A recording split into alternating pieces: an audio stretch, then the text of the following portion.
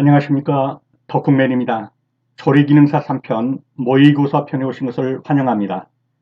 조리기능사 3편은 이미 강의한 것과 마찬가지로 한식, 양식, 중식, 일식의 공통 부분입니다. 본 강의는 제가 지은 전자책 문제집으로 강의를 하고요. 전자책을 살 수 있는 것은 아래 댓글란에 주소를 입력해 두었습니다. 이 주소를 클릭하셔가지고 크몽에서 구입하실 수 있습니다. 그러면 문제로 들어가 보도록 하겠습니다. 모의고사 1회입니다.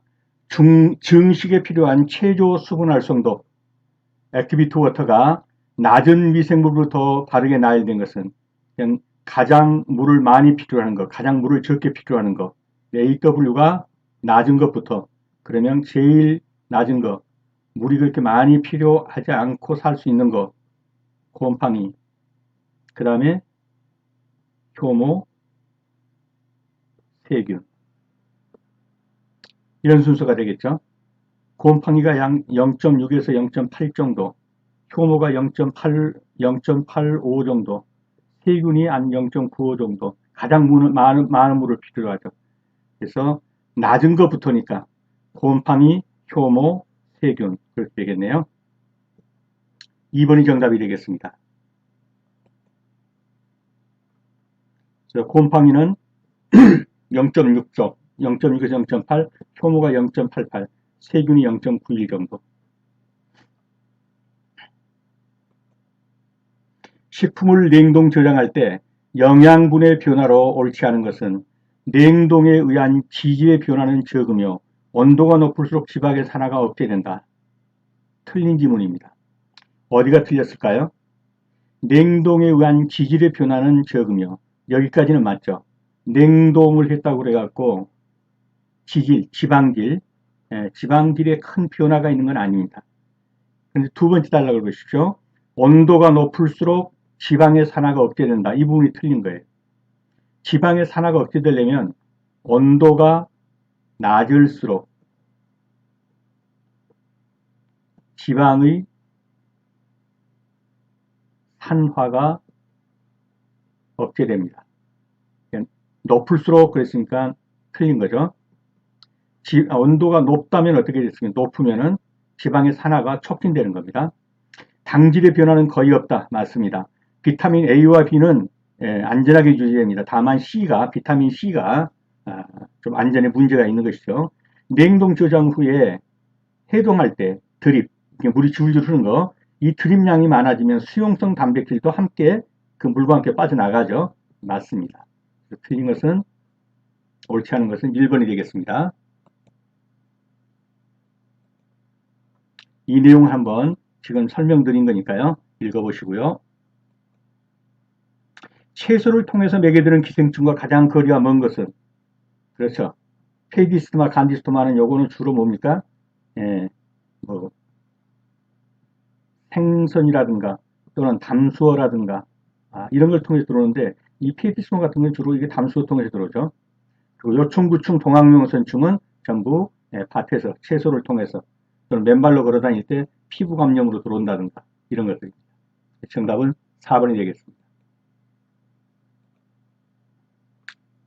채소를 먹이로 감염되는 거 지난번에도 여러 번 했었는데요.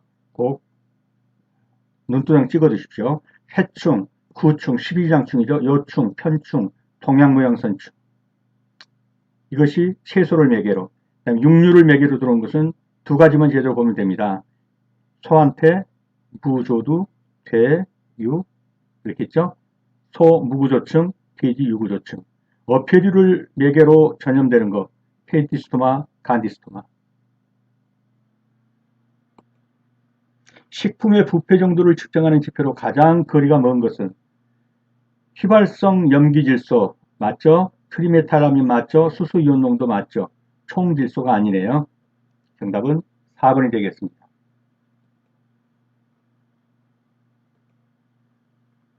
휘발성 염기질소는 식육의 신선도, 트리메탈아민은 어류, 이 바다 어류죠, 생선. 수소 이온 농도가 6.0에서 6.2 정도 되면 어육이 척기 부패. 이것은 다 관계 있는 것이죠. 총질소, 이건 관계없는 것인데 이건 하천의 오염을 측정하는 지표입니다. 하천 오염 측정할 때 pH 값이 얼마다. 이거는 하천 오염을 측정하는 지표입니다. 다음 식품 첨가물 중에서 영양 강화제는 여러 번 풀어봤으니까 그냥 눈두장 찍어주십시오. 비타민유하고 아미노산유입니다. 식품 첨가물로 들어가는 거 비타민유, 아미노산유. 다음 중 돼지고기에만 존재하는 부위명은 돼지고기에만 존재하는 부위명 답부터 말씀드리면 갈매기살이죠. 소한테는 없고 돼지에만 있는 갈매기살. 그래서 갈매기살은 돼지고기에만 있는 부위로서 돼지 한 마리당 많이 안 나오죠. 300~400g 정도. 갈비뼈를 발골할 때 분리되지 않고 얇게 긴 형태의 횡격막에 붙어있는 살. 그래서 돼지고기에만 있는 거 갈매기살. 분변 소독에 가장 적합한 거. 옛날 화장실 생각해보면 거기다 옛날에 생석회 많이 뿌리던 거 나이 드신 분은 알 거예요. 그래서 분변 소독에 화장실 청소에 가장 많이 쓰이는 게 생석회입니다. 옛날 시골의 재래식 화장실이요. 그래서 이 나머지도 한번 읽어보시고요.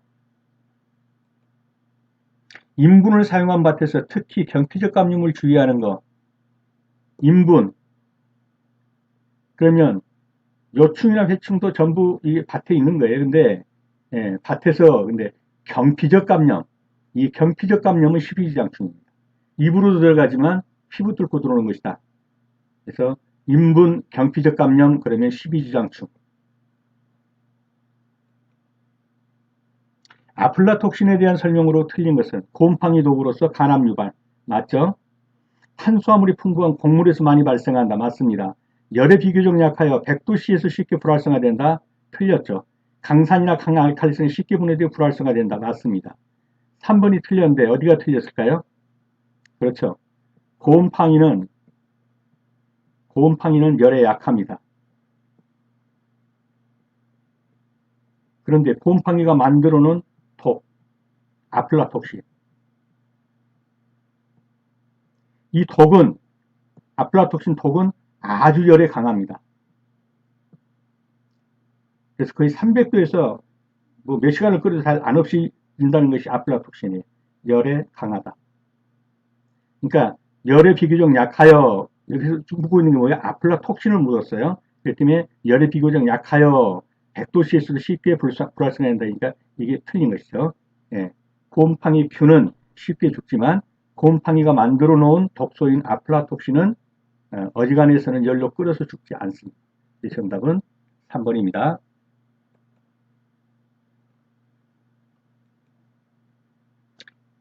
아플라톡신은 아주 열에 강해서 가열 조리를 해도 독성은 그대로 남는다. 단백질 함량이 14% 정도의 밀가루로 만드는 것이 가장 좋은 식품은 단백질 함량 14%다. 그러면 이것을 글루텐 함량으로 치환해서 봐도 괜찮습니다. 그래서 그 글루텐 함량이 13%를 넘어지면 뭐죠? 강력분이죠. 강력분. 그러면 강력분으로 만들기에 가장 좋은 식품은 그런 말이죠. 식빵하고 마카로니라고 했죠. 마카로니입니다. 그래서 강력분은 글루텐 함량이 13 내지 14%고 식빵, 마카로니 같은 거. 중력분은 주로 그렇죠. 우동집, 중국집에 쓰는 거. 우동 칼국수. 박력분은 글루텐 함량이 9% 이하. 쿠키나 케이크를 만들 때 쓰는 것이다. 박력분에 대한 설명 중 옳은 것은 박력분, 단백질 함량이 몇 프로 이하라고요? 9% 이하라고요. 마카로니 제조에 쓰인다. 강력분이죠. 우동 제조에 쓰인다. 중력분이죠. 글루텐의 탄력성과 점성이 강하다. 강력분이죠.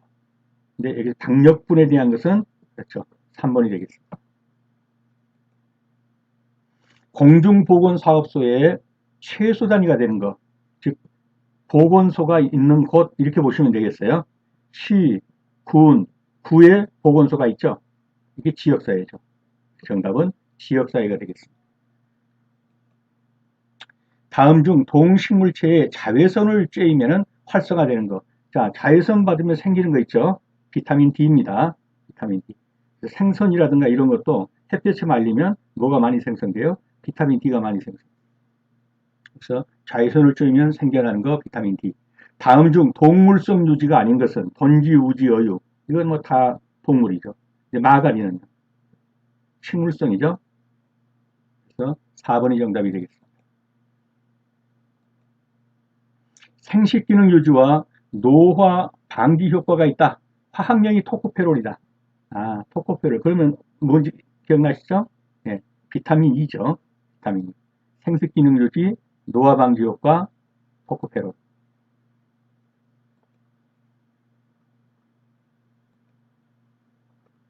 식품에서 자연적으로 발생하는 유독물질을 통해 식중독을 일으킬 수 있는 식품과 가장 거리가 먼 것은, 자, 식중독을 일으키는 독이 있는 거, 이 말을 지금 묻고 있는 거죠.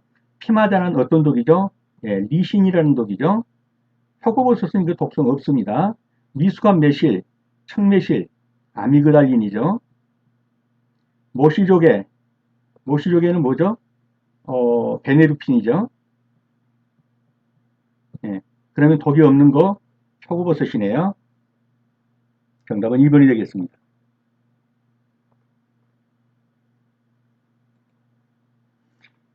햇섭의 7원칙에 해당하지 않는 거. 네, 이 시험 문제가 나온다면은 이런 문제에서는 꼭 회수명령이라는 게 나오는데 회수명령. 자, 햇섭의 어떤 원칙을 어기고 즉 이제 불량 제품이 완전히 고객 손에 넘어가 가지고 많은 사람들한테 팔렸다. 이럴 때 햇섭 자체에서는 뭐합니까? 이것의 회수명령에 대한 것은 취급을 안 해요.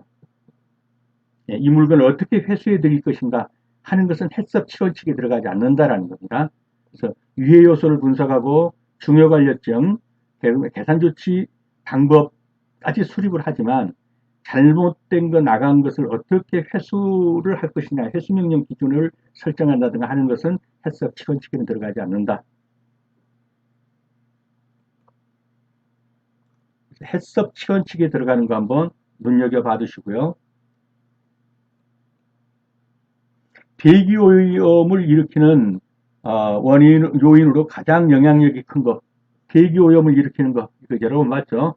이렇게 해서 원래는 여기가 낮고 여기가 기온이 높은데 이게 거꾸로 된 거예요. 이게 오히려 여기가 높고 여기가 낮은.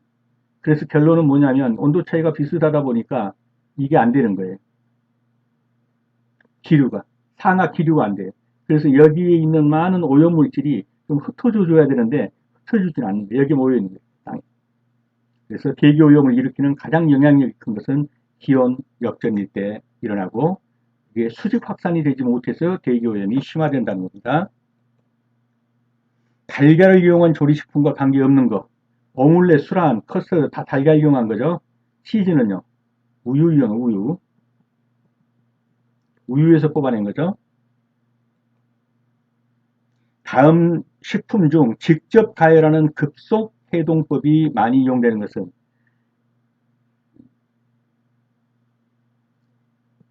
완만 해동도 있고요. 급속 해동도 있죠. 완만 해동은 냉동실에서 내려가지고 냉장실에서 주로 해동하는 것. 이런 것들이 완만 해동이에요. 근데 급속 해동은 꺼내가지고 바로 전자레인지에 돌려버릴 수 있는 거. 이렇게 생각하시면 돼요. 냉동 피자죠.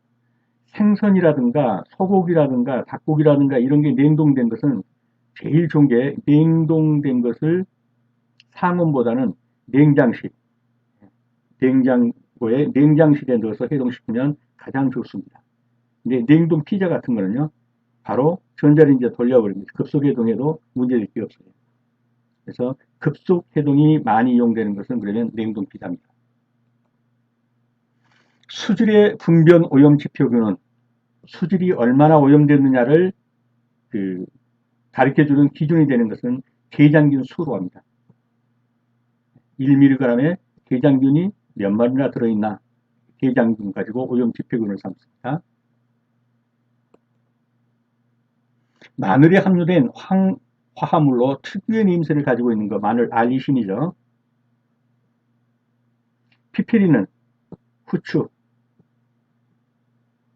캡사이신은 고추, 쇼가올, 요건 진저롤도 되는데 이 생강의 매운맛은 진저롤도 있고 쇼가올도 있어요. 그래서 알리신이 마늘의 매운맛입니다. 비타민 A의 함량이 가장 많은 거, 비타민 A, 당근입니다. 폐기율이 30%인 식품의 출고 개수는 얼마냐? 식품의 출고 개수를 구하려면은 100에서 가식부율. 가식부율은 뭘 빼준 거죠? 먹을 수 없는 거, 폐기율. 빼준 거예요. 여기서 가식부율은 얼마죠? 70%. 왜냐하면 30%가 폐기율이라고 그랬으니까. 그러면 결국은 100을 70으로 나누면 되겠죠? 그러면 얼마가 되겠나요? 이거 이제 계산해 보면 아마 1.43이 나오겠죠. 카세인은 어떤 단백질에 속하느냐? 네, 카세인은 인단백질에 속하는 것이죠.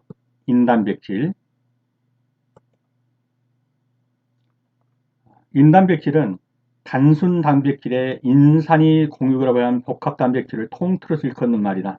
달걀 노른자에 있는 비텔린, 젖에 함유되어 있는 카세인 등이 인단백질입니다. 그래서 이 카세인은 어떤 단백질에 속하는가? 인단백질입니다. 식재료를 구입할 때 비가식부와 폐기율을 고해 구입량을 정해야 한다. 다음 중 폐기율이 가장 높은 것은 그냥 눈에 들어왔죠. 바지락이죠. 껍데기 까고 나면 속 부분만 있는 건 그렇게 많지 않습니다. 버려야 할 부분이 굉장히 많죠. 그래서 폐기할 부분이 많습니다. 그 대신 뭐 사과나 송이버섯, 오이 같은 건 껍데기를 깎은 날짜로 얼마 안 되죠. 네, 바지락은 어때요? 속 부분보다 껍데기가 더 많죠. 폐기율이 가장 많다. 폐기율이 바지락은 7, 80%가 다 버리는 부분이다. 사과, 오이, 송이버섯 폐기율 논조장 한번 찍어주시고요. 어묵의 탄력성과 가장 관계가 깊은 것은 그렇죠. 어묵이 상당히 이렇게 늘어나죠. 탄력성이 있죠.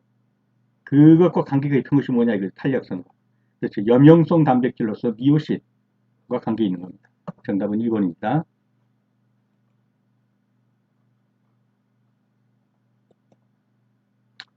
생선에 2 내지 3%의 염도를 가하면 이게 염용성이죠. 염도를 가하면 단백질 중에 염용성 단백질이 나오는데 이 염용성이 그게 뭐냐면 미오신이라는 거예요. 미오신. 그 염용성 단백질이 바로 미오신이다. 미오신과 액틴이 용출되는 양이 증가하고 이것이 액토미오신을 형성해서 점성이 있는 끈적끈적한 용액을 만드는데 어묵은 이 원리를 이용한 것이다. 그래서 염용성 단백질인 미오신을 응용한 것이다. 원가 계산의 목적으로 틀린 것은 자, 원가 계산, 기말 재고량이 원가 계산한다고 해서 기말 재고량이 나오나요? 아니죠. 기말 재고량은 숫자를 세보든지 다른 방법으로 해야겠죠. 그래서 원가 계산으로서는 가격 결정하는데 또 원가 관리하는데 예산 편성하는데 필요하죠. 그렇지만 원가 계산을 했다고 그래가지고 기말 재고량이 측정될 수 있는 건 아닙니다. 그래서 정답은 4번이 되겠습니다. 생균을 사용하는 예방접종으로 면역이 되는 질병은 생균 사용한다. 어떤 것은 생균을 사용하기도 하고 어떤 것은 죽은 균, 사균을 사용하기도 하고 어떤 것은 순화된 독소, 독소는 독소인데 순화된 거 이런 것을 사용하기도 합니다. 여기서 생균을 사용하는 거 대표적으로 뭡니까? 소아마비, 폴리오. 폴리오는 생균을 사용합니다.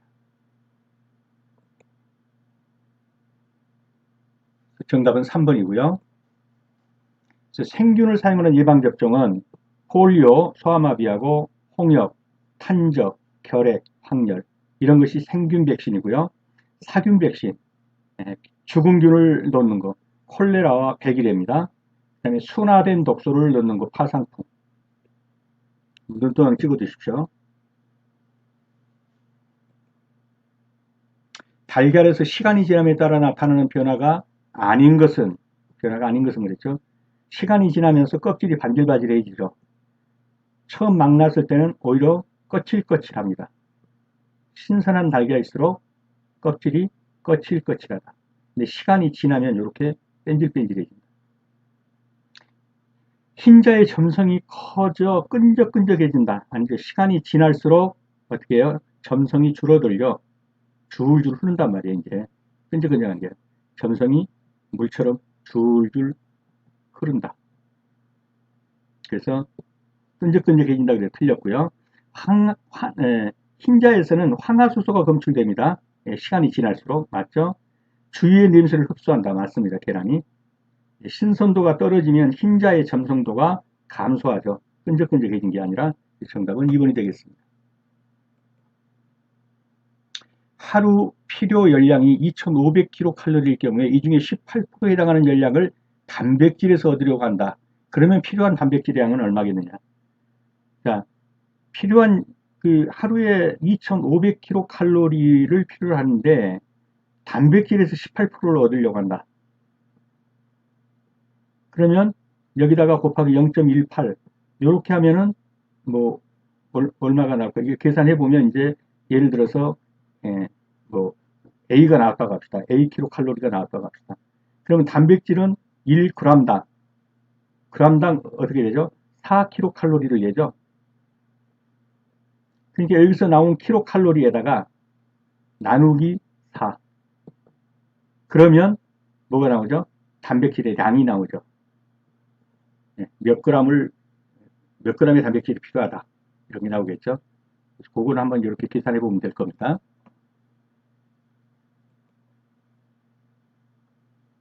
그래서 2500 곱하기 0.18 그러면 단백질에서 얻은 것은 450kcal만 얻으면 돼요. 근데 450kcal를 얻으려니까 1g이 4kcal를 내잖아요. 그래서 450을 4로 나누면 된다고요. 450을 4로 나누면 112.5가 되나요? 112.5g이 정답이 되겠습니다.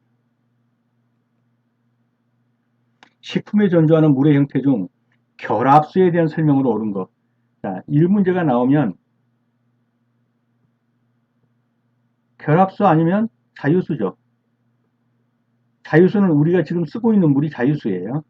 예, 쓰고 있는 물과 똑같으면 자유수라고 써보면 돼요. 표면 장력이 크다. 자유수죠. 예, 표면 장력이 어떤 거예요? 이렇게 해서 물 가득한데도 넘칠 수 있는데도 이렇게 머물러 있죠. 이렇게 표면 장력. 이런 것들 표면 장력이죠. 100도씨에서 증발해서 수증기가 된다. 이거 자유수죠. 수용성 물질을 녹여서 용매로 만든다. 용질과 용매 관계가 작용됩니다. 예, 물에다가 소금을 넣으면 녹습니다. 이건 다 자유수예요. 근데 결합수에서는 이런 거 안 일어나요. 결합수에서는. 0도씨 이하에서도 얼지 않는다. 이게 자유수 같으면 얼어야 돼요. 이게 뭐죠? 결합수죠.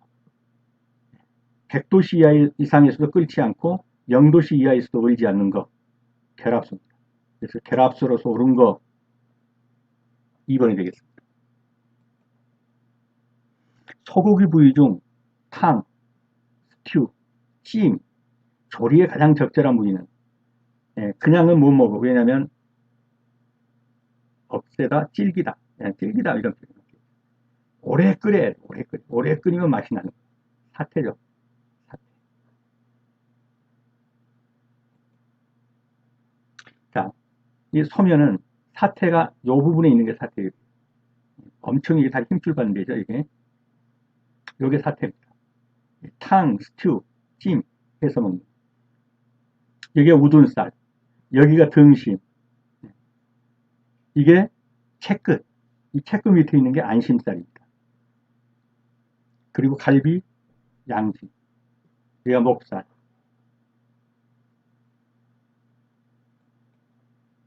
찹쌀떡이 맵쌀떡보다 더 늦게 붙는 이유는 아밀로펙틴의 함량이 많기 때문입니다. 그냥 눈도장 찍어 두십시오. 아밀로펙틴의 함량이 더 많기 때문에 굳질 않습니다. 더 늦게 굳는다는 거죠. 그래서 맵쌀의 아밀로스 아밀로펙틴은 20대 80인데 찹쌀은 거의 대부분이 다 97, 8% 이상이 다 뭘로 되냐면은 아밀로펙틴으로 되어 있습니다. 이 아밀로펙틴이라는 요소가 더 노화를 지연시키는 겁니다. 그래서 아밀로펙틴의 함량이 높을수록 더 늦게 굳는다.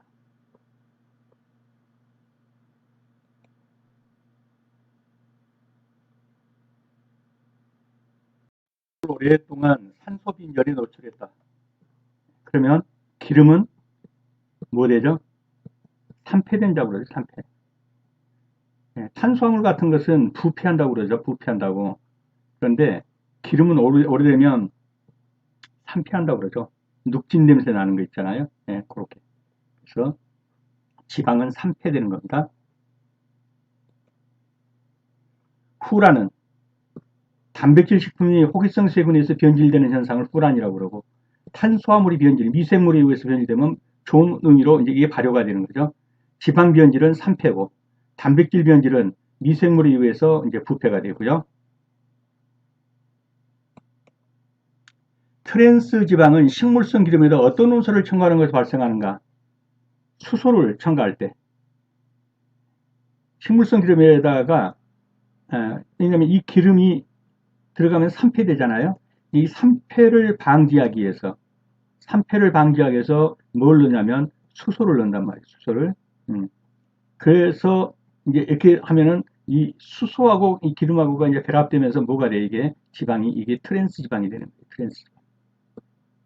이 트랜스 지방 많이 먹으면 좋지 않죠, 이게. 그래서 트랜스 지방은 식물성 기름의 산패를 억제하기 위해서 수소를 첨가하는 과정에서 발생하는 지방. 최근 이 트랜스 지방이 위해가 논란이 되고 있습니다. 다시마 표면에 흰 가루 성분으로 감칠맛을 주는 거. 지난번에 보았었죠. 다시마 표면에 하얀 가루가 붙는 거. 이거를 만니톨이라고 한다. 이건 전혀 중독성이 없는 것이다. 씻지 않고 그냥 먹어도 된다. 다음 중 가열 조리 시 얻을 수 있는 효과가 아닌 것은, 자, 끓이거나 볶거나 하여튼 가열 조리했습니다. 살균 살충 되겠죠? 소화 흡수율이 증가하죠. 풍미도 증가합니다. 그러나 열을 가해버리면 어떻게 해요? 효소도 다 죽어버리죠. 유익한 균들 다 죽어버리니까요. 그래서 효소가 활성화된다? 이건 아닌 거죠. 가열 조리 시 얻을 수 있는 효과는 아닙니다. 후년 시 발생하는 염기 성분이 아닌 것.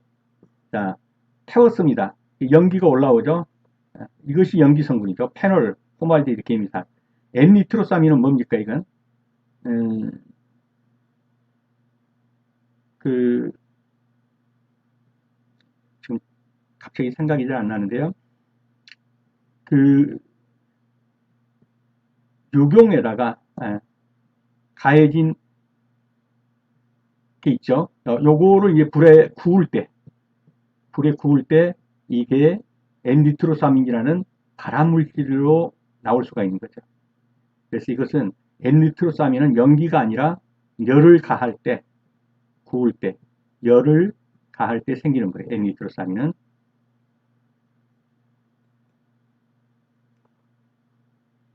네. N니트로사민은 아민이 아질산염과 반응해서 생긴 물질로서 주로 가열하는 과정에서 생성되는 발암물질입니다. 그리고 훈연시, 즉 연기가 피어오를 때 연기 성분으로 계미산, 페놀, 포말데히드 등이 있으며 이것은 산화 방지의 역할을 한다.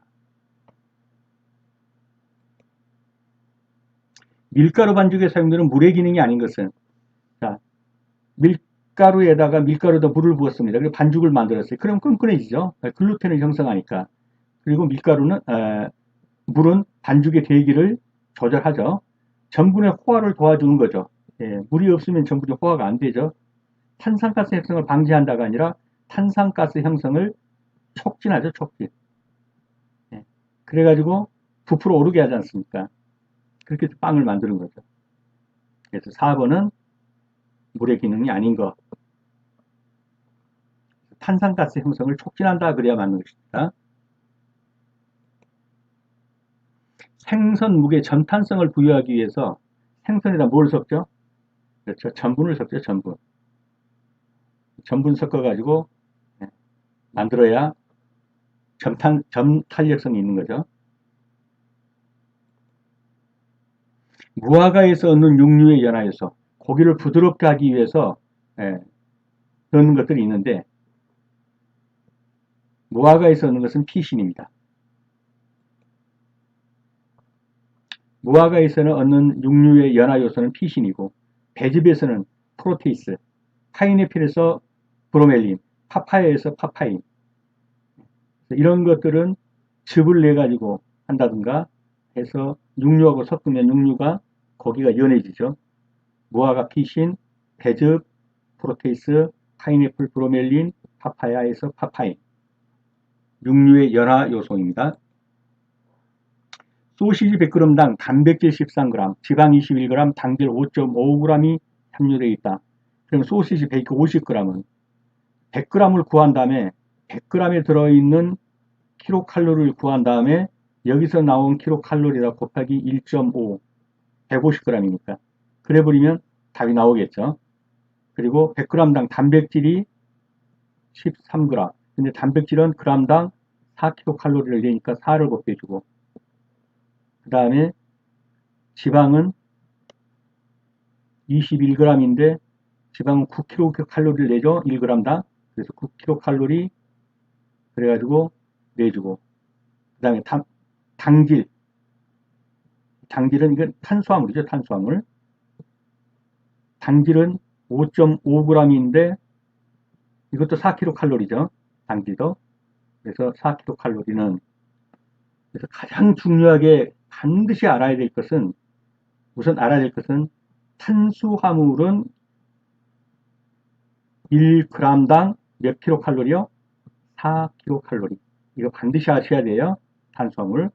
그 다음에 지방은 1g당 9kcal. 그 다음에 단백질은 1g당 4kcal. 그 다음에 알코올은 1g당 7kcal. 이거는 완전히 암기를 하셔야 이 문제를 풉니다.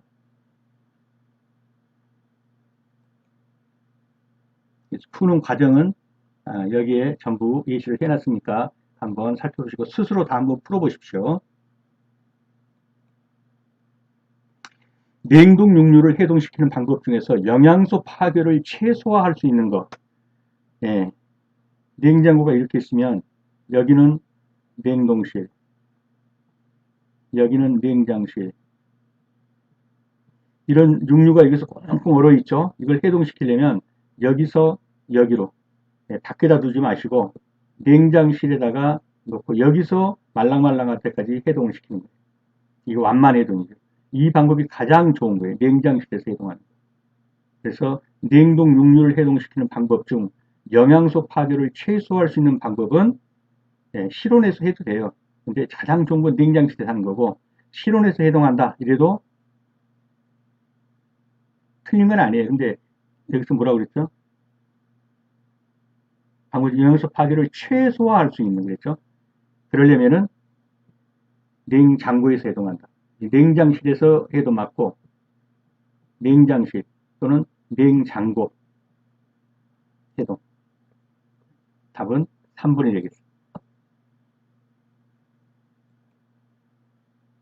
식품의 수분 활성도란 AW 식품의 수분 활성도란 물의 수증기압 분의 해당 물품 식품의 수증기압이죠.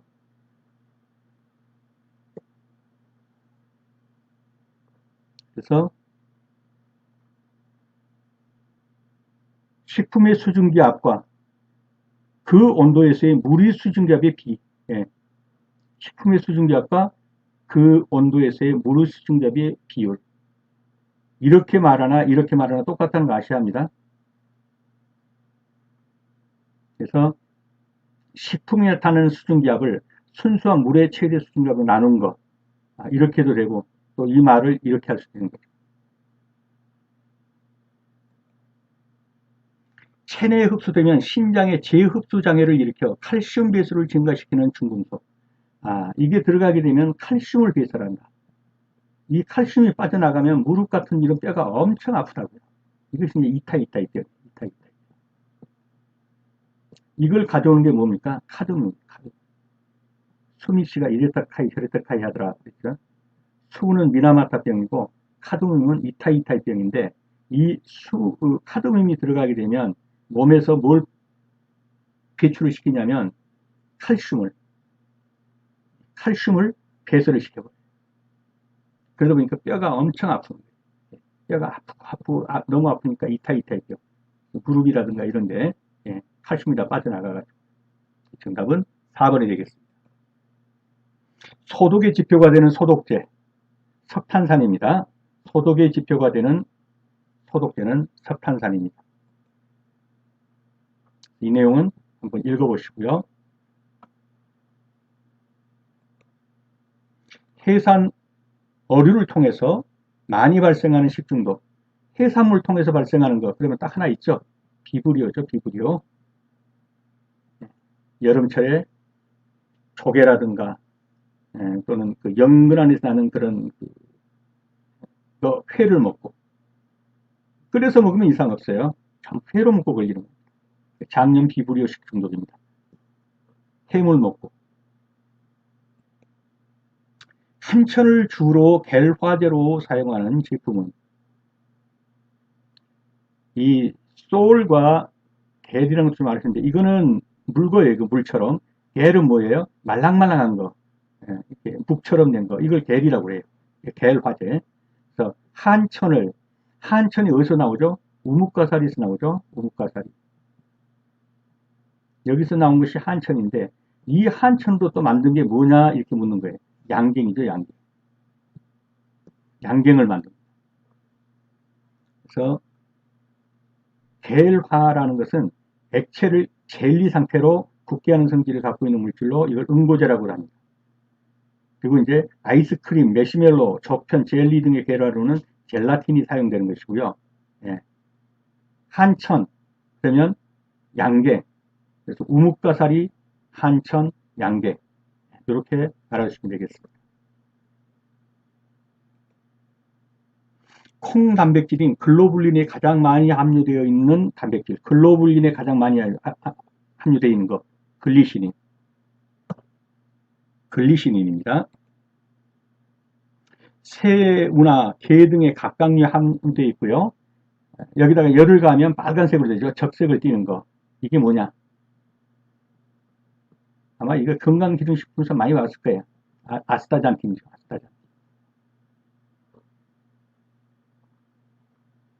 아스타잔틴은 새우나 게 등의 갑각류와 연어 등에 포함된 붉은색 카로티노이드 색소로 강력한 항산화 물질입니다. 그래서 새우나 이 게 같은 걸 먹고 껍질 가지고 갈아가지고 이제 사료로 쓰거나 그러면 아주 좋다는 거죠. 항산화 물질이기 때문에. 거기에 들어있는 것이 무엇이냐? 항산화 물질이 아스타잔틴.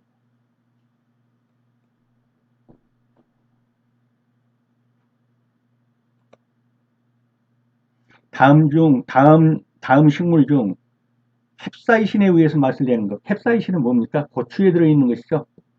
고추에 들어있는 매운맛이 캡사이신입니다. 겨자, 시니그린, 후추, 차비신, 생강, 진저롤, 쇼가올, 마늘, 알리신 이런 것은 좀 암기해 두시는 게 좋습니다. 밀가루와 물을 섞은 반죽을 체에 걸려 물로 계속해서 씻어주면 남게 되는 단백질. 이게 이제 미국 같은 경우에도 이것 때문에 이제 그 밀가루를 선호하지 않는 사람들도 있죠. 이게 뭐냐면 글루텐입니다. 글루텐. 껌처럼 끈적끈적한 거. 이게 아주 소화불량이라든가 여러 가지 폐해를 가져오죠. 그래서 밀가루에 물을 넣고 반죽하면 글리아딘과 글루테닌이 물과 결합해 글루텐을 형성한다. 밀가루 반죽을 물로 씻어내면 남게 되는 단백질. 그것이 바로 글루텐입니다.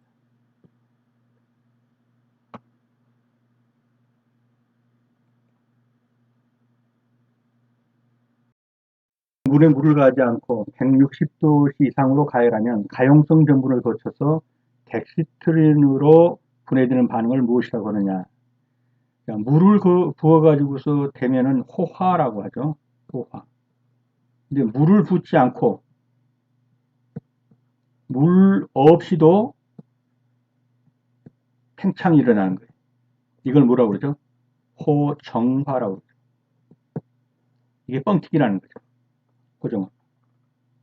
그래서 물을 붓지 않고도 가열해가지고 전분을 거쳐 덱스틴으로 분해되는 반응. 그것을 호정화, 뻥튀기. 전분의 호정화는 전분에 물을 가하지 않고 150도에서 190도 정도의 열로 분해했을 때 전분이 가용성 전분을 거쳐서 다양한 기지의 덱스틴으로 분해되는 것을 호정화라고 하고 그 예가 뻥튀기이다. 다음 중 신선한 달걀은 프라이를 하려고 깨보니까 남백이 넓게 퍼졌다. 흰자가 쭉 묽게 넓게 퍼졌다. 그러면 이건 신선한 달걀이 아니죠. 난황과 남백을 분리하는데 난황 막이 터져서 분리가 어렵다. 이것도 오래된 달걀입니다. 흔들어 보았을 때 흔들흔들 진동 소리가 난다. 이것도 오래된 거, 신선하지 않은 거. 6% 식염수 소금물에 넣어봤더니 가라앉았다. 이거 신선한 거예요. 뜨는 게 오래된 달걀. 4번이 정답이 되겠습니다. 신선한 달걀, 요건 이런 것들입니다. 비타민 A의 함량이 가장 많은 식품은 비타민 A, 당근. 비타민 A가 가장 많은 식품은 당근입니다. 당근에 들어있는 베타카로틴은 몸에서 흡수되어 비타민 A로 변합니다. 당근에 들어있는 베타카로틴이 몸에서 흡수돼서 비타민 A로 변한다는 것이죠. 그리고 비타민 A는 시력의 회복에 아주 좋다. 비타민 A가 부족하면 야맹증에 걸린다. 오징어를 먹은 후 식초나 밀감을 먹으면 쓰게 느껴진다. 오징어 잘 먹었어요. 그리고 나서 식초나 밀감을 먹었더니 쓰게 느껴진다. 이에 대한 맛의 현상은 무엇이냐? 이게 처음에 먹었던 맛에 변조 현상을 일으킨다고 해서 변조 현상이에요. 변조. 오징어를 먹은 후 식초나 밀감을 먹으면 잘 먹었던 다크작작한 오징어가 쓰게 느껴진다. 먼저 먹었던 오징어 맛이 변조된 것이다. 변조 현상이다. 그래서 지금 말한 게 변조 현상이고요. 대비 현상. 주된 맛성분에 소량의 다른 맛성분을 넣어서 주된 맛이 강해지는 거. 약간의 소금을 넣었더니 오히려 달게 느껴진다. 뭐 이런 거. 상승 현상, 상쇄 현상. 내용을 한번 보시고 도장 한번 찍어 두시고요. 탄소, 수소, 산소, 질소로 이루어지고 아미노산들이 펩타이드 결합하는 영양소. 이 앞부분에서는 잘 모른다 할지라도 벌써 여기서 아미노산 나오면 이게 무엇인지 알겠죠? 단백질이 단백질. 그 다음에 펩타이드로 연결되어 있다. 이 말도 단백질에서 나오는 거예요. 그래서 단백질, 아미노산들의 펩타이드 연결. 그럼 무조건 단백질이죠. 그리고 탄소, 수소, 산소, 질소, CHON으로 이루어져 있고 아미노산들의 펩티드 결합으로 되어 있다. 그러면 단백질입니다. 주방 작업장의 적정 습도 40에서 60%. 주방 작업장의 적정 습도는 40에서 60%입니다. 모의고사 2회 바로 그냥 들어가겠습니다. 쉬는 시간 없이요. 다음 식물과 독성분이 틀린 것은 감자, 솔라닌 맞죠? 섭조개, 싹시톡신. 섭조개가 뭡니까? 섭조개가 홍합이죠, 홍합. 그리고 대합도 있죠, 대합. 이 홍합과 대합은 싹시톡신이에요. 그리고 이 베네루핀, 이 베네루핀이 뭐냐면은 이 짤짤한 조개 있잖아요. 그것을 무슨 조개라고 그러죠? 작은 조개, 모시조개. 굴, 바지락. 이런 데 들어있는 것이 베네루핀이에요. 보고하고 베네루핀을 연결하면 잘못된 거죠. 정답은 3번이죠. 보고는 뭡니까? 테트로도톡신. 독버섯은 무스카린이 맞고요. 그래서 3번이 틀린 것이 되겠죠. 이제 이런 독성 문제 나오면 틀리시면 안 됩니다. 100% 맞추셔야 돼요. 자, 상급 감염병이 아닌 거. 디프테리아. 디프테리아는 뭐죠? 1급이 1급. 디프테리아는 1급 감염병입니다. 정답은 3번이 되겠습니다. 여기에 있는 이 부분들은 어느 정도는 감을 익혀 놓으셔야 합니다. 1급에 해당되는 거. 디프테리아, 신종 인플루엔자, 에볼라 바이러스, 두창, 패스트, 탄저, 보툴리눔 독소증, 야토병. 요게 1급으로 돼 있고 여기에 있는 것이 2급이고 1급과 2급은 격리한다는 거. 3급 이하는 격리하지 않는다는 거. 그리고 이 내용도 우리가 지금 수로 옛날에 1급이라고 되어 있던 것들 다 2급으로 내려갔어요. 결핵이라든가 뭐 홍역이라든가 콜레라 이런 것들이 장기됐습니다. 그래서 이게 새로 생긴 그 변경된 법이기 때문에 시험 문제 나올 확률들이 많아요. 한 문제 이상은 나온다고 보셔야 됩니다. 다음 당류 중에 가장 단맛이 강한 거, 이게 몇 번째 나오죠? 가장 강한 것이 과당이고, 그 다음이 전화당이고, 그 다음이 설탕이고, 이렇게 쭉쭉쭉쭉 해가지고, 마지막에는 뭐까지 나가요? 메가당에서 유당, 저당까지 이렇게 나가는 거죠. 가장 단맛이 강한 것은 과당입니다. 그리고 이 순서, 과당, 전화당, 설탕, 포도당, 메가당, 갈락토스, 저당까지 이 순서도 한번 눈여겨봐 주시고요. 비타민C의 파괴율이 가장 적은 조리 방법은 비타민C가 가장 파괴되지 않게 하려면 그 말이죠. 예, 정답은 무생채죠. 시금치국 벌써 이건 끓여버렸잖아요. 끓이다. 그럼 비타민C는 대부분 다 파괴해버렸습니다. 고사리 무침, 이것도 고사리 이거 데쳐라 끓였죠. 이게 물에 담가놓고 오래 시간 걸렸죠. 예, 이것도 거의 다 빠져나갔습니다. 비타민C는. 오이지도 담가가지고 오랜 시간이 걸렸죠. 소금에 담가서 알칼리성. 알칼리성이 들어가면 아주 약하죠. 네, 그래서 이것도 아니. 무생채는 방금 해갖고 방금 먹는 것이죠. 무 속에 있는 비타민C가 그대로 살아있을 확률이 많죠. 그래서 비타민C는 열에 약하고 알칼리에 약하다. 소금에 약하고 또 열 끓이거나 그러면 약하다는 겁니다. 단팥죽에다가 설탕 외에 약간의 소금을 넣으면 단맛이 더 강하게 느껴진다. 이런 것을 가리켜서 뭐라고 그러냐 이거죠. 그게 바로 뭐죠? 대비현상이라는 대비현상. 단팥죽 원래 단맛이죠.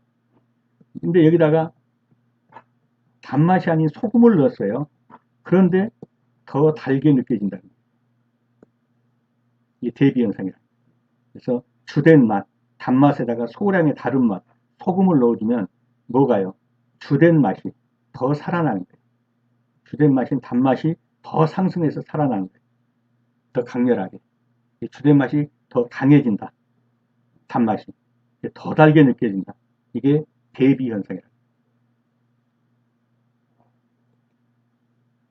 식품의 부패 과정에서 생성되는 불쾌한 냄새 물질과 거리가 먼 것은 인돌, 아민유, 항화수소. 요거는 전부 다 뭐예요? 식품의 부패 과정에서 나는 썩는 냄새죠.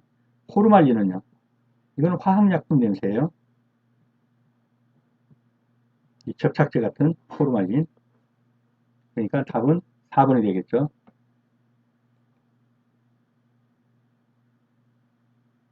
포르말린은 포말데히드 수용액으로 살균 소독 작용을 하는 물질이다. 포르말린이고요. 황화수소, 인돌, 아민유, 암모니아 이런 건 전부 고기 썩는 냄새입니다. 생선이나 또는 육류 썩는 냄새죠. 조리사가 타인에게 면허를 대여하여 사용하게 했다. 2차 위반했을 때 행정처분 기준은 1차 위반하면 얼마죠? 2개월이죠. 2개월 영업정지죠. 2차 위반하면 3개월 영업정지죠. 3차 위반하면 면허 취소. 예. 조리기능사 면허 취소되고요. 1차 위반은 2개월, 2차 위반은 3개월. 행정처분 기간, 업무정지가 여기서 뭐라고 했어요? 2차 위반이니까 3개월이 되겠죠. 3번이 정답입니다.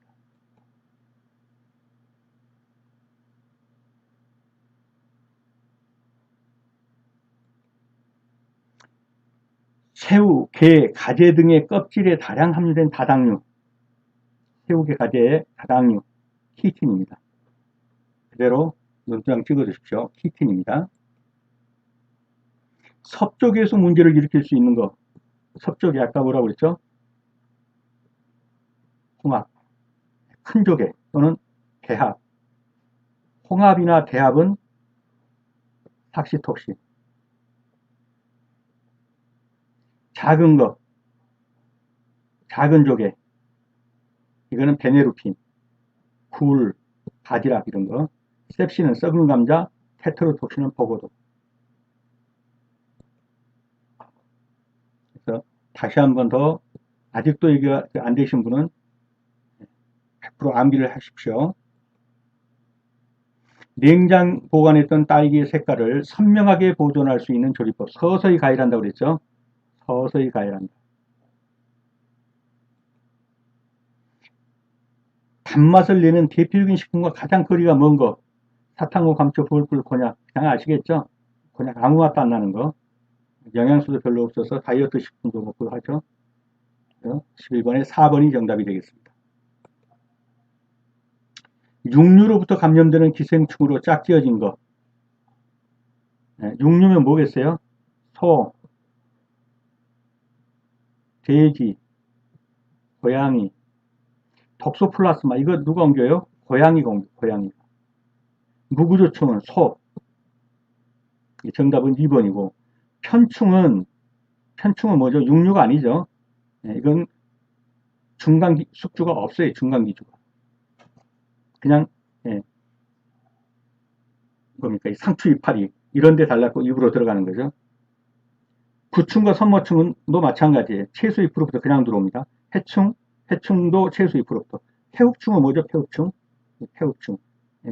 페디스토마, 간디스토마. 이것은 다 어디서 와요? 담수어, 민물고기.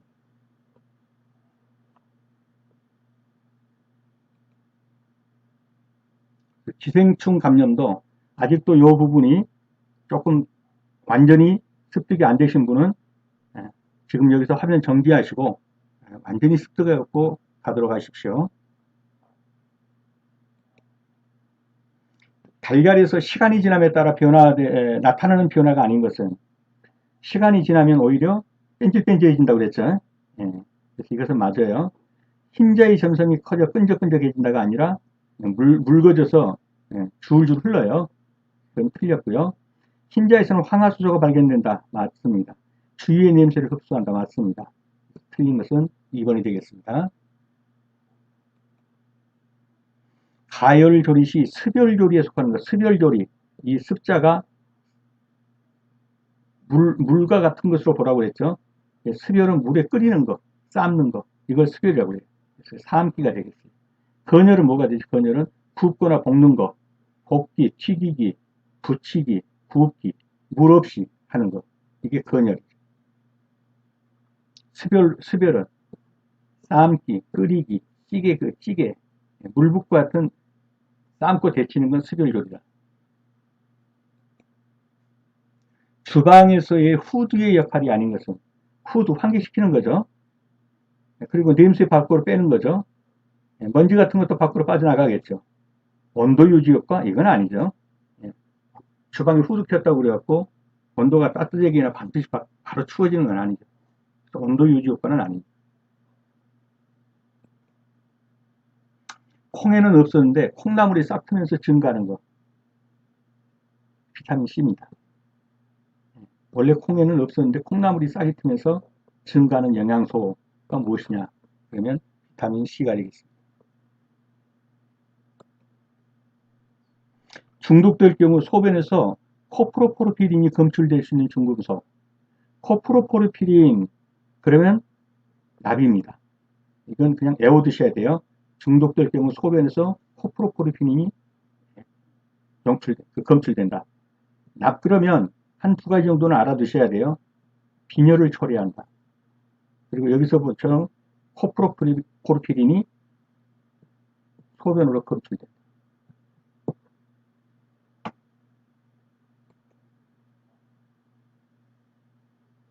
사과나 딸기 등의 잼에 이용되는 가장 중요한 이유는 이 잼이 되려면요. 잼이 되려면 몇 가지 요소들이 있어야 돼요. 예를 들면 그 끈적끈적한 뭐 이런 요소들이라든가 이런 것들이 그게 바로 되려면은 팩틴하고 플러스 유기산이 있어야 돼요. 이게 바로 팩틴과 유기산이 함유되어 잼 제조에 적합하기 때문에 뭐가요? 사과나 딸기가. 사과나 딸기에 팩틴이 많이 들어있고 유기산이 많이 들어있단 말이에요. 그러니까 이것이 잼을 만드는데 꼭 필요한 요소인 팩틴과 유기산이 들어있기 때문에 그래서 이것도 그냥 그렇게 눈두장 찍고 뭐 암기까지는 아니라 할지라도 팩틴과 유기산이 함유되어 잼 제조에 적합하기 때문에 사과나 딸기를 잼에 많이 사용한다. 그렇게 알아두시면 되겠습니다.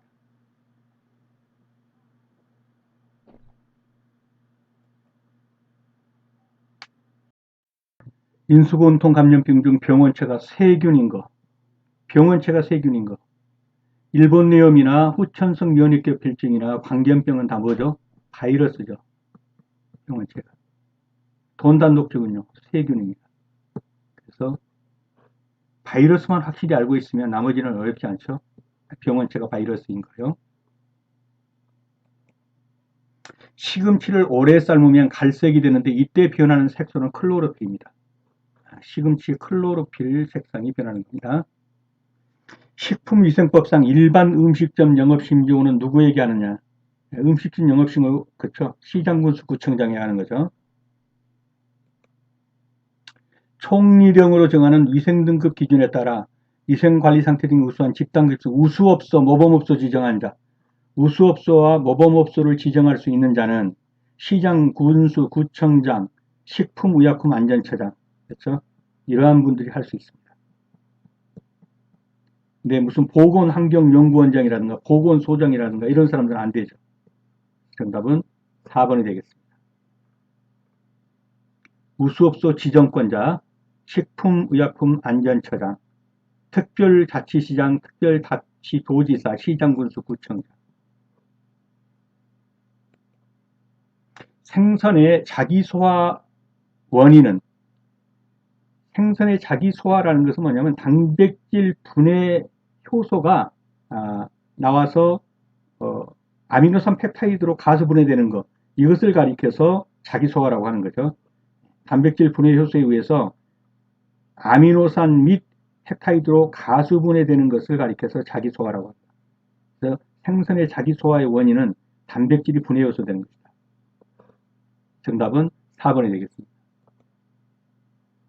나무 등을 태운 연기에 훈지한 육가공품이 아닌 것은 즉 연기를 쏘이고 나는 것을 우리가 이제 훈연 제품이라고 그러잖아요.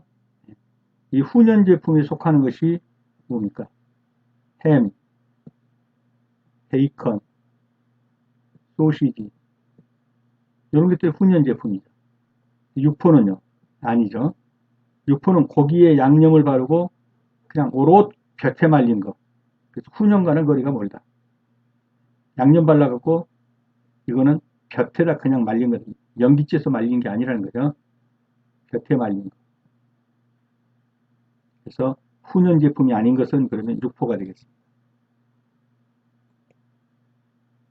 채소류를 취급하는 방법으로 옳지 않은 것. 샐러드용 채소는 냉수에 담갔다가 사용한다. 도라지의 쓴맛을 빼내기 위해서 소금물에 주무르죠. 이게 그 실기 볼 때 이거 배울 겁니다. 배추나 샐러리, 파 등은 세워서 밑둥이 아래로 가도록 보관한다. 맞습니다. 쑥은 소금에 절여 물기를 짜낸 후 냉장 보관한다. 틀렸는데요. 어디가 틀렸을까요? 소금에 절여가 아니죠. 이러한 것들을 보관할 때는 대부분 다 이렇게 하면 돼요. 소금물에 데쳐서 물기를 꼭 짜가지고 보관한다. 소금에 절여, 뭐 김치 담그듯이 절이는 게 아니고요.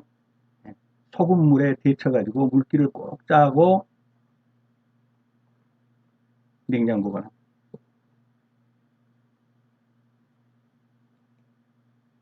콩밥은 쌀밥에 비해서 특히 어떤 영양소 보완에 좋은가? 예, 콩에 뭐가 더 많이 들었죠? 단백질이죠. 단백질 보완하기 위해서 콩 넣어서 먹으면 좋죠. 다음 중 돼지고기에 의해서 감염될 수 있는 것. 돼지고기에 의해서 감염될 수 있는 것은 두 가지만 보시면 됩니다. 하나는 뭐죠? 유구조충 또는 갈고리천충이라고도 하죠. 갈고리천충. 그 다음에 지금 보는 선모충. 그래서 돼지에서 옮기는 것은 유구조충, 갈고리천충하고 선모충이에요. 하루 필요량이 2700kcal일 때 이 중 24%에 해당하는 열량을 지방에서 얻으려고 한다. 이때 필요한 지방의 양은 2700칼로리의 24%만 그러면 2700 곱하기 0.24 그럼 얼마가 나오겠죠? 이게 지방에서 얻는 거예요. 그럼 이게 이제 지방에서 얻으려는데 지방 1g이 내는 열량이 얼마죠? 9kcal예요. 그러니까 이것을 나누기 9를 해주면 몇 g이 나올 겁니다. 이렇게 해서 하면 되겠죠? 그래서 2700kcal를 0.24, 24%니까 그렇게 해서 나온 것을 다시 9로 나눠주면 72g이 나오는 걸로 되어 있네요. 햇볕에 말린 생선이나 버섯에 특히 많은 비타민은 생선을 햇볕에 말리면 뭐가 생기는 거죠? 없던 것이 비타민 D가 생겨요. 또 버섯에 비타민 D가 많이 들어있죠. 사람도 햇볕에 노출돼서 많이 걸어다니면 몸에 비타민 D가 생깁니다. 자외선점인 비타민 D가 생깁니다. 다음 식품 중 시니그린 성분에 의해 매운맛을 내는 거 시니그린. 이게 뭐죠? 겨자의 매운맛이죠. 그래서 겨자가 되겠고요. 양파, 유황화합물, 마늘은 알리신, 후추는 차비신 또는 피페린. 그래서 시니그린이기 때문에 겨자가 되겠습니다. 무구조충, 민촌충 감염의 올바른 예방 대책은 무구조충은 뭘로? 소한테 무조두 대두 그랬죠. 소가 무구조충으로 옮기죠. 돼지가 유구조충으로 옮기죠. 무구조충은 다른 말로 민촌충이라고도 하죠. 네. 그래서 무구조충, 민촌충 이거 예방하는 가장 좋은 방법은 날 것 안 먹는 거, 구워서 삶아서 먹는 거, 가열 섭취하는 거. 정답은 4번이 되겠습니다. 다음 식품 중 지방질에 해당하는 거 여러 모양으로 나오지만 이 레시트는 항상 지방질이라는 걸 아셔야 합니다. 그래서 다른 건 잘 모를지라도 레시틴이 지방질이다. 더 좋으면 이제 예를 들면 프롤라민은 단백질이고 글리코겐하고 가라키나는 탄수화물이다. 이건 단백질이고 다 알면 좋지만 다 모른다 하더라도 레시틴이 지방질이라는 것은 확실히 아셔야 합니다. 달걀 저장 중에 일어나는 변화로 오른 것은 자 저장을 계속하게 되면 pH가 저하되는 거 맞습니다. 난항 개수가 증가한다. 이것도 틀렸네요. pH가 저하가 아니라 상승 그렇게 되겠네요.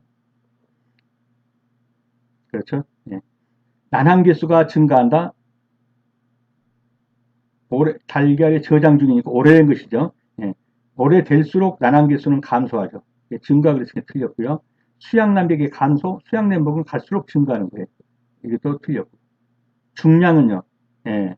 갈수록 중량은 감소합니다. 그래서 맞아요. 그러니까 물에 뜨는 거예요. 왜 중량이 감소하냐? 안에 있는 수분이 기공을 통해서 밖으로 빠져나오는 거예요. 그리고 그 빠져나온 자리를 공기가 들어서 내뿜는 거예요. 그러니까 물에 뜨는 거예요. 중량 감소하는 게 맞는 거예요, 이게. 그렇죠. 맞죠. 옳은 것은 그랬으니까. 중량은 감소하고, pH는 올라가고요. 예, 상승입니다. 난항계수는 시간이 지날수록 감소하고요. 수양남백은 시간이 지날수록 증가합니다. 이건 못 외워요. 그럼 어떻게 되냐? 완전히 이해를 해 두셔야 돼, 이걸로. 자, 여기 수양남백이 보이죠? 보이나요? 여기 이렇게 물같이 생긴 거 이렇게. 계란을 깨보면 여기에 노른자가 있어요. 노른자가. 그 다음에 여기 흰자가 이렇게 있어요. 흰자가. 이게 농무남백이라고. 흰자 옆으로 또 물같이, 예, 완전 물도 아닌 게 이렇게 흘러요. 요게 수양남백이라고, 요게. 그리고 요게 우리가 소위 말하는 흰자 남백이고, 요게 노른자예요. 노른자. 그러면 막 깨보면 이 높이가 높겠죠? 응? 동그랗게 높단 말이에요. 이 높이가 높을수록 어때요? 이걸 지름으로 나눈 것이 남백계수니까, 이 계수니까, 응? 이 계수가 높게 나오겠죠, 높게. 그래서 이 계수든, 예, 다 높단 말이죠. 난항계수도 높고, 난항계수도 높고, 남백계수도 높아요. 그런데 수양남백은 어떨까요? 신선할수록 적어요. 신선할수록. 오래될수록 요게 이제, 예, 이게 풀려가지고 전부 이제 물그름해지는 거 있게. 그럼 오래될수록 수양남백이 어떻게 될까요? 많아져요. 예, 요 관계를 이해하고 풀어야 돼요. 다음, 인구 정지형으로 출생률과 사망률이 모두 낮은 인구형은, 자, 출생도 낮고 사망도 잘 안 죽어요. 60대 이상도 상당히 많아요. 이게 생긴 모양이 종과 같다고 그래가지고 이걸 종형이라고 그래요. 이걸 선진국형이라고 그래요. 그래서 출생률과 사망률이 모두 낮은 경우, 예, 출생률도 낮아요. 사람을 많이 안 난단 말이에요. 이게. 그 다음에 의료시설이 좋아가지고 별로 죽지도 않아요. 그래서 6, 70대 돼도 이게 한참 나이가 돼요. 이 모양을 이렇게 보니까 이게 종과 같다 그래서 종형이라고 합니다. 35번에 4번이 정답이고요. 이 종형 말고 이제 또 나올 수가 있어요. 이게 피라미드형이에요. 이 피라미드형은 후지국형이에요. 이 밑을 보면은 이렇게 생겼죠. 엄청 많이 낳죠. 출산율이 많아요. 그런데 이 위쪽으로 60대 이상으로 올라가면 거의 없어요. 다 죽어버리고. 사망률이 높아요. 피라미드 같이 생겼죠. 그래서 피라미드형. 이게 후진국형이라고 해요. 그 다음에 지금 봤던 거 이게 종형이에요. 출생률도 낮지만 60대 이쪽으로 가도 별로 죽는 사람이 없어요. 많이 산단 말이죠. 그래서 이거 보니까 종과 같이 생겼다 종형이고요. 이건 방치형이고. 자, 이제 또 벼령이 있어요, 벼령. 벼령은 보면 한참 일하는 여기 한 3, 40대에서 이렇게 많죠. 왜냐면 이걸 우리가 도시형이라고 해요, 도시형. 농촌에서 젊은 사람들이 다 이 공장이나 이런 데 취업을 해가지고 많이 이쪽으로 들어왔단 말이에요. 그게 배가 이렇게 훅 부른 거예요. 별처럼 생겼나요, 이렇게? 네, 이렇게 별처럼 생겼어요. 네, 그래서 이게 별형이라고 그래요. 근데 표준별강을 보세요. 이게 훅 나오는데 얘는 쏙 들어갔죠. 왜냐면 이게 농촌형이에요, 농촌형. 이 젊은 일할 만한 사람들이 전부 도시로 빠져나가고 그렇게 쭉 줄어든 거예요, 이렇게. 그랬다가 다시 이제 나이 먹으면서 이건 쑥 줄어드는데 여기는 늘어났죠. 다시 이제 자기 고향 찾아서 온단 말이에요. 이게 서로 간에 보완책이죠. 그래서 별형과 표주박형도 조금 기억을 해 두시고요. 그래서 피라미드형은 후진국형이고 종형은 이상적 성진국형이다. 인구 정지형. 별형은 도시형이고 표주박형은 이거는 농촌형이다.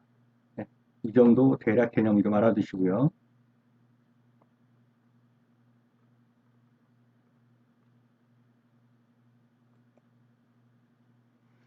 유동 파라핀의 용도에 해당되는 거예요. 유동 파라핀은 뭐예요, 이게?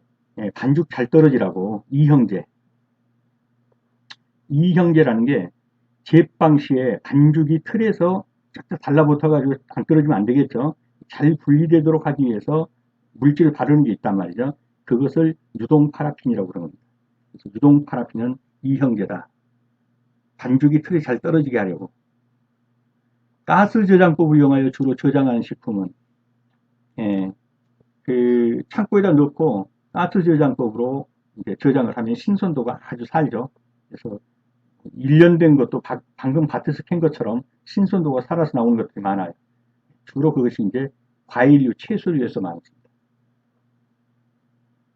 그래서 가스 저장법은 과일하고 채소가 근데 이제 어떻게 하는 거냐? 대기 중에 가스 성분을 조작을 해요. 그래서 이산화탄소를 원래가 한 대기 중에 한 1% 정도밖에 없는 거를 2 내지 5%로 높여주고 산소가 한 70% 되나요? 70%안 되나요? 하여튼 산소 비율이 높아요. 근데 이것을 산소를 2 내지 3%로 줄여버리는 거예요. 그래서 산소 호흡을 못하게 하는 거예요.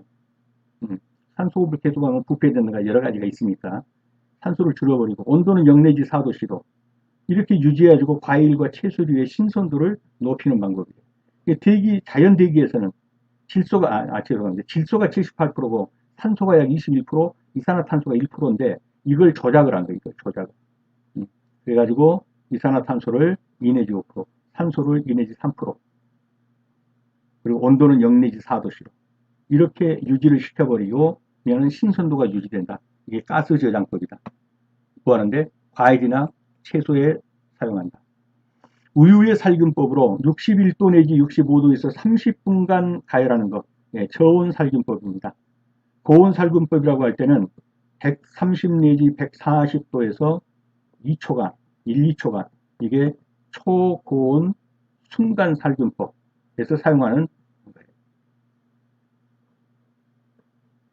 그래서 60일 내지 65도에서 30분간을 가열한다고 하면 저온 살균법이 되겠습니다.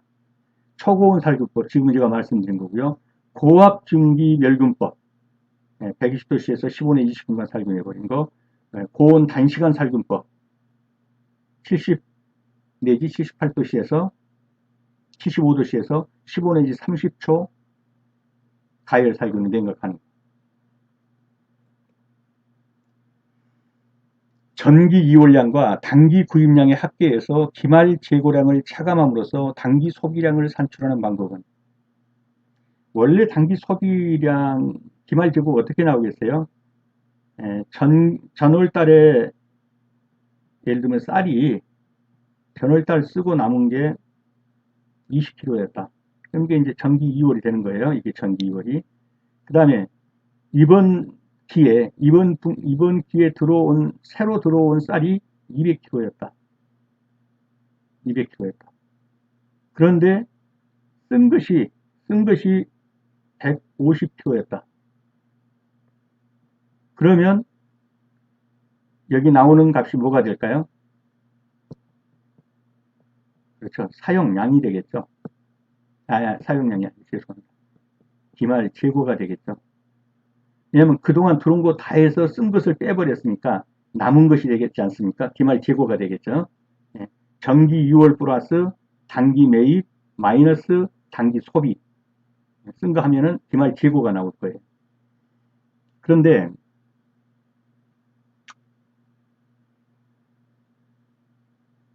소비량을 이렇게 계산을 안 하고 전기 2월 20kg 단기 매입 200kg 그러면 220kg 들어왔네요. 220kg에서 야 기말 재고 얼마 남았나 봐라. 그러니까 150kg 남았는데요. 그러면 220에서 150 빼버리면 얼마가 될까요? 70kg가 될까요? 이번 달에 70kg 썼네. 이렇게 소비량을 구하는 거. 네. 이것을 가리켜서 재고조사법이라고 해요. 그래서 재고를 조사해갖고 소비량을 구해버리는 거. 이걸 재고조사법이라고 합니다. 정기 이월량에다 단기 구입량을 더해갖고 기말 재고량을 차감함으로써 그러면 이건 지금 기말 재고조사법에 대한 얘기를 하려고 하는구나. 그렇게 해갖고 단기의 소비량을 산출하는 방법은 그러면 재고조사법을 얘기하려고 하는구나. 요 정도는 시험에 나올 수 있으니까 알아두셔야 합니다. 구입 단가의 평균을 재료의 소비 가격으로 계산하는 방법. 구입 단가가 매번마다 이제 뭐 22,000원, 23,500원 뭐 값이 좀씩 달라지잖아요. 이 배추값도 그렇고. 요거를 평균 내갖고 22,800원. 요거 값을 하자. 단순 평균 내버립니다. 그래서 이것을 단순 평균법이라고 합니다. 토탈급 평균 내버린다. 이동 평균은 하나에서 평균 내고 또 하나에서 평균 내고 하는 건데 이게 복잡해요. 그래서 이 정도는 시험에 나옵니다. 이거 실제로 나왔던 거예요. 다 단순 평균법. 원가 관리의 목적으로 옳지 않은 것은 이건 이미 한번 해본 것 같은데요. 원가 관리, 예산 편성 맞고 재무제표 적성 맞고 가격 결정 맞습니다. 그러나 원가 관리하는 목적으로 재고 관리는 아니에요. 그래서 원가 관리를 통해서 재고 관리하는 건 아닙니다. 김치류의 신맛 성분이 아닌 것은 초산, 호박산, 젖산 이거 다 신맛입니다. 신맛. 김치류의 신맛. 근데 수산은요. 복살산, 녹이나 잉크 등 얼룩 등을 지우는 표백제로 사용되는 것이 수산이다. 그래서 정답은 4번이 되겠습니다. 김치류의 신맛 성분이 아닌 것은 신맛 성분은 초산, 호박산, 젖산이고요. 수산은 녹이나 얼룩 등을 지우는 표백제이다. 표백제. 밀가루로 빵을 만들 때 첨가하는 다음 물질 중에서 글루텐의 형상을 강화시키는 것. 예. 찰지게 만들어요. 찰지게. 끈적끈적하게, 끈끈하게. 이렇게 하는 것이 달걀이다. 달걀은 흰자가 이 팽창제도 되지만 이 글루텐 형성을 돕기도 하는 거예요. 달걀은 가열에 의해서 달걀 단백질이 응고되면서 글루텐 형성을 돕는데 이로써 빵의 모양을 유지하도록 강화하고 맛과 색도 좋게 합니다. 이 지문 이대로 알아두셔야 돼요. 밀가루로 빵을 때 첨가하는 다음 물질 중에서 글루텐 형성을 강화하는 것. 달걀이. 다음 중 간장의 감칠맛 성분, 감칠맛 성분, MSG 글루타민산입니다. 감칠맛 성분, MSG 글루타민산. 굵은 소금이라고도 하고, 오이 잠글 때, 또 게추 절일 때 쓴다. 그렇죠. 천일염이라고도 하고, 호렴이라고도 하죠. 호렴. 천일염, 호렴. 장 담글 때, 오이 담글 때, 게추 절일 때 사용하는 굵은 소금. 천일염이라고도 하고, 호렴이라고도 한다.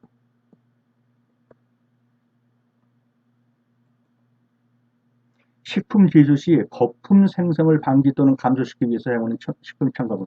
거품을 제거한다. 소포제.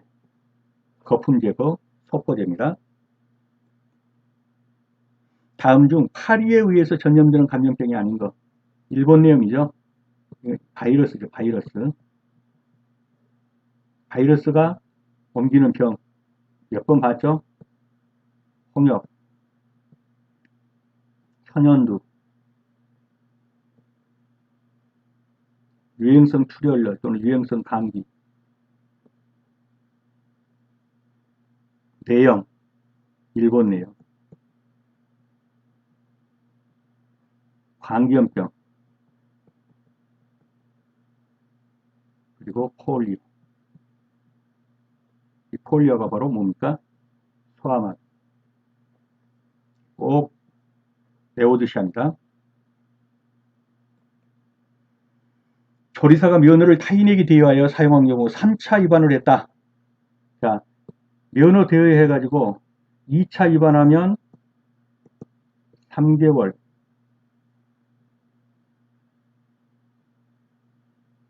1차 위반하면 1차 위반하면 2개월, 죄송합니다. 2차 위반하면 3개월, 3차 위반하면 면허 취소.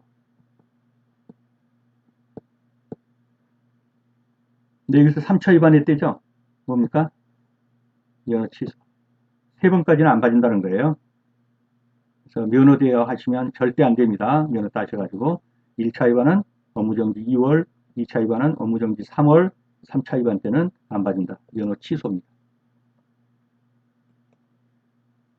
다음 중 면역이 형성되는 질병은 면역이 형성되는 질병 홍역입니다. 매독이나 이질이나 말라리아 같은 것은 면역이 잘 형성되지 않습니다. 그러니까 걸렸다가 죽을 거냐고 나서서 그 다음에 또 걸리죠. 영구 면역이 형성되는 질병 이것도 좀 알아두셔야 합니다. 홍역은 영구 면역입니다. 그리고 천연두도 영구 면역이에요. 폴리오도 영구 면역이에요. 그래서 오늘날은 예방주사 맞고 거의 홍역 걸린 사람도 없고 소아마비로 쩔뚝거리는 사람도 거의 없죠. 얼굴이 얽은 사람도 거의 없어요. 예, 다 영구 면역이기 때문에. 그리고 수두, 풍진, 백일의 항열 이런 것도 다 영구 면역입니다. 그래서 홍역, 폴리오, 천연두는 영구 면역이라는 것 정도는 알아두셔야 합니다. 안전보호장비의 설명으로 옳지 않은 것은 머리는 안전모, 방음은 그렇죠. 귀마개, 귀덮개, 발보호구는 안전화. 근데 안전대 안전블록 이거 아니죠. 안전화, 안전화, 그 다음에 또 뭐죠? 잠깐 생각이 안 나는데요. 어쨌든 안전화가 필요하다. 선보호구 박멸장갑 맞습니다. 그렇죠. 안전화, 절연화. 이 절연화는 뭐예요? 전기가 통하지 않는 그 신발이에요. 정전화. 그래서 틀린 것은 발보호를 위해서는 안전화, 절연화가 필요합니다. 체내 수분의 손실이 몇 프로 정도 이상이면 생명이 위험해집니까? 20%입니다. 이것도 시험에 나왔던 거니까 또 나올 수 있습니다. 수분 손실이 20% 이상이 빠져나가게 되면 생명의 위협을 느낍니다. 탈수 현상으로요. 스테이크용 소고기를 냉동 보관할 때 가능한 보관 기간은 스테이크용 소고기 냉동 보관 얼마요? 6개월. 6개월 이상 하는 건 좋지 않습니다. 다음 중 폐기율이 가장 적은 식품은 쭉 보면 그렇죠. 곡류죠. 생선은 머리 띄고 꼬리 띄고 지느러미 띄고 많이 버리죠. 폐기율이 많습니다. 폐류, 조개류 가장 많죠. 껍데기 버리고는 별로 먹을 게 없죠. 버섯류도 꽤 돼요. 버섯 갓에서는 별로 아닌 것 같은데 여기 내려가면 이 밑으로 가면 이게 굉장히 질기다. 떼내는 게 많아요. 한 10% 정도는 떼내죠. 자, 버섯류도 10% 정도 돼요. 폐류는 7, 80%를 다 버려요. 껍데기. 생선류도 머리 떼고 다리 떼고 뭐 꼬리 떼고. 곡류 0% 그랬는데 이게 뭐 제가 이걸 교과서하고 다른 걸 다 찾아봐도 흔치 않아요. 0%까지는 좀 그런데 어떻든 0%로 알아두셔도 문제는 없어요. 여기서 곡류가 답이 되는 건 분명해요. 예, 폐기율이 가장 적은 거니까. 중력분 밀가루의 글루텐 함량 13% 이상이면 요건 강력분, 요건 중력분, 5% 초과 10% 미만, 요건 박력분, 5% 미만, 이건 뭐 거의 없는 거고요. 그래서 글루텐 함량, 강력분은 13% 이상, 중력분은 10에서 13, 박력분은 10% 이하, 10% 미만, 어떤 뜻은 뭐 9% 이하 이런 데도 있어요. 예, 비슷비슷한데요, 이게. 그래서 강력분, 중력분, 박력분 알아두시고요. 소고기를 가열하지 않고 회로 먹을 때 생길 가능성이 가장 큰 기생충. 소한테 무조두, 소, 무구조충. 근데 봐도 무구조충이 없죠? 무구조충. 입이 없다 이거예요. 구, 입이 없어요.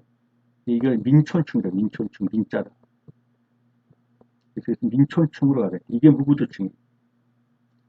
소고기를 날로 먹으면 예, 민촌충 또는 무구조충에 감염될 수 있다. 병원체가 생활 중, 생활, 증식, 생존을 계속하여 인간에게 전파될 수 있는 상태로 저장되는 곳, 즉 병원체가 사는 곳 그 말이에요. 병원소죠. 병의 근원들은 병원체가 사는 곳, 장소, 병원소에 병원소, 저장되는 곳, 병원소, 곳이란 말이죠, 소자가.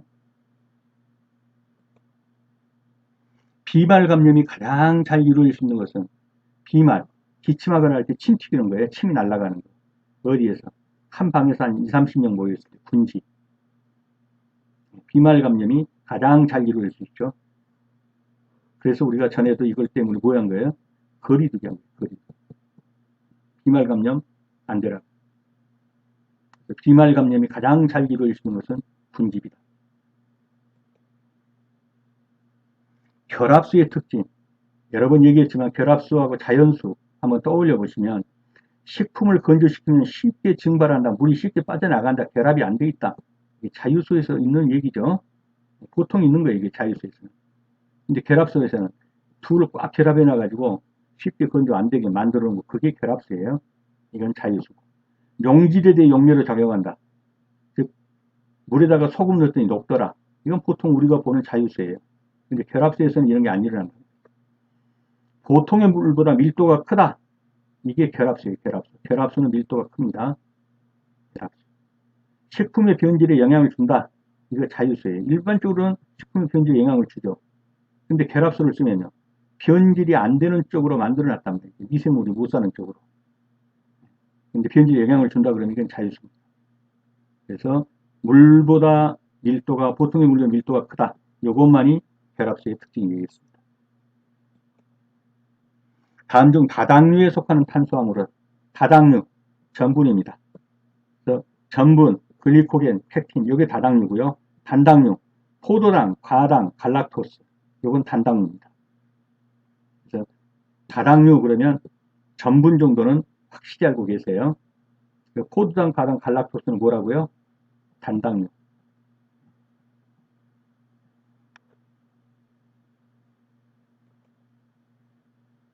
폐기율이 10%인 식품의 출고개수. 지금 출고개수 문제만 해서 몇 번 풀어봤는데 시험에 나오면 이런 거 틀리면 절대 안 됩니다. 출고개수. 출고개수는 어떻게 구해진다고요?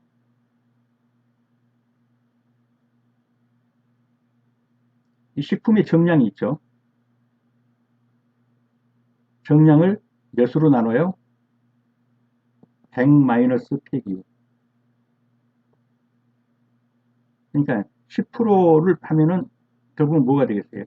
0.9 식품의 정량을 0.9로 나누면 바로 답이 나오는 거예요. 근데 여기서 폐기율이 10%니까